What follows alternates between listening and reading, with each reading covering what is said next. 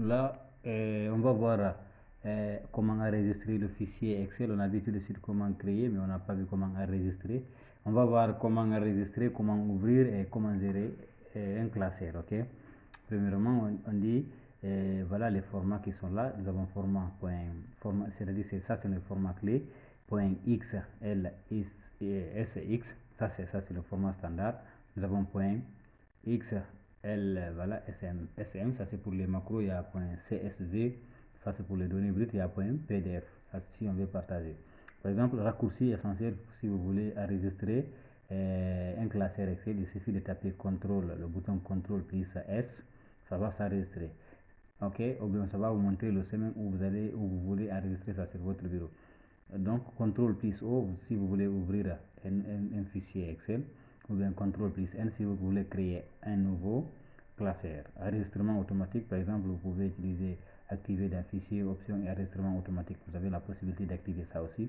Nous avons ici feuille de calcul renommée. Vous pouvez renommer votre feuille de calcul. Vous pouvez déplacer, dupliquer via clic droit sur l'onglet. Ok, tout est tout à fait possible. Il y a la protection aussi. Protection, protéger la feuille, le classeur avec un mot de passe. Vous pouvez également protéger votre classeur par un mot de passe. Ok, mise en page par exemple pour impression, onglet mise en page, on verra ça. Marge d'orientation, zone d'impression. Voilà, si on veut imprimer une partie de notre feuille Excel. Ok, donc là, par exemple, nous sommes toujours dans l'onglet accueil.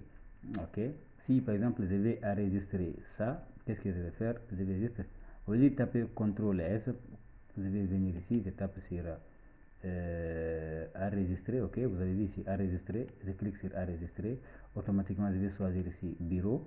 Ok, je viens ici dans mon bureau, je clique deux fois sur ce PC, je clique deux fois. Là je suis dans document. Ok, moi je vais mettre ça sur mon bureau. Je viens ici, je clique, je vais nommer mon classeur, je vais nommer ça par exemple cours. Ok, une fois j'ai fini de nommer mon classeur cours, je vais cliquer sur enregistrer. Automatiquement ça change cours. Au lieu de classeur, maintenant c'est devenu cours. Maintenant on a enregistré notre classeur. Ok, voilà. Maintenant qu'est-ce que je vais faire? Je vais par exemple écrire ici bonjour. Je vais écrire ici bonjour. Ok, je viens ici sur le bonjour, je vais augmenter par exemple ici la taille.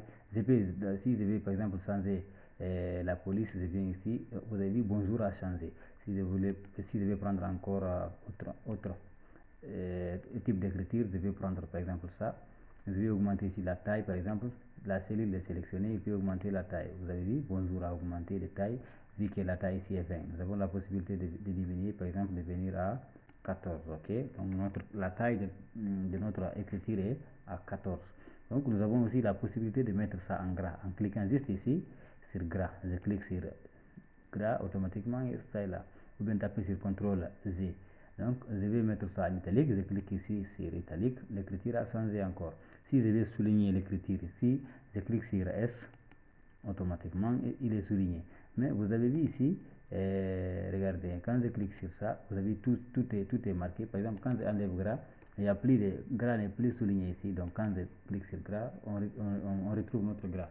Et ici encore, regardez, quand il y a une flèche, c'est-à-dire si vous voyez une flèche qui descend, c'est qu'il y a toujours quelque chose en bas. Je clique sur la flèche, il y a souligné, double souligné. Pour le moment, nous avons souligné avec une seule ligne. Je vais cliquer sur double souligné. Automatiquement, il va souligner deux fois. Vous avez vu, il a souligné deux fois.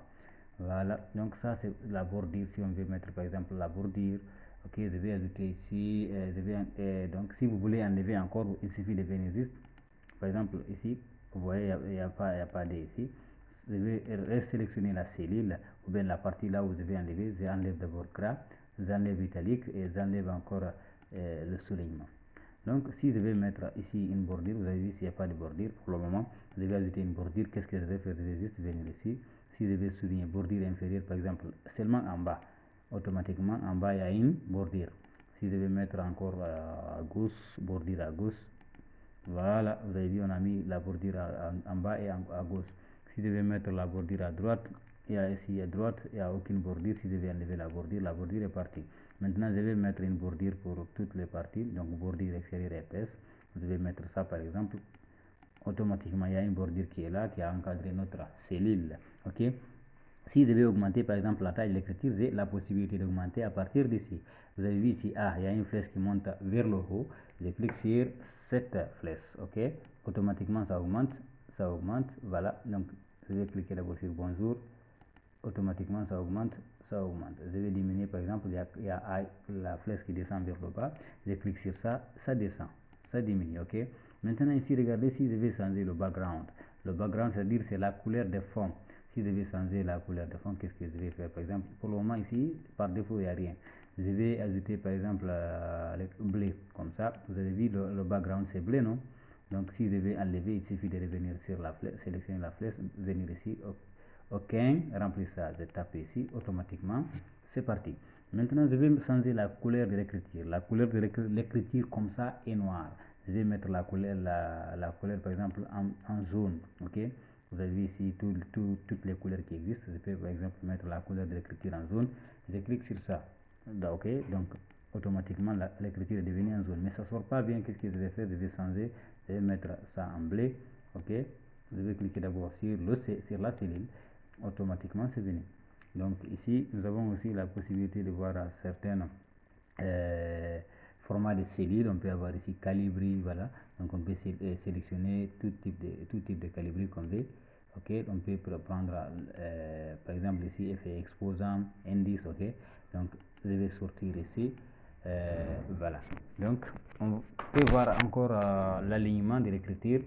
Au niveau de l'alignement de l'écriture, on peut aligner à gauche, on peut aligner à droite, ok.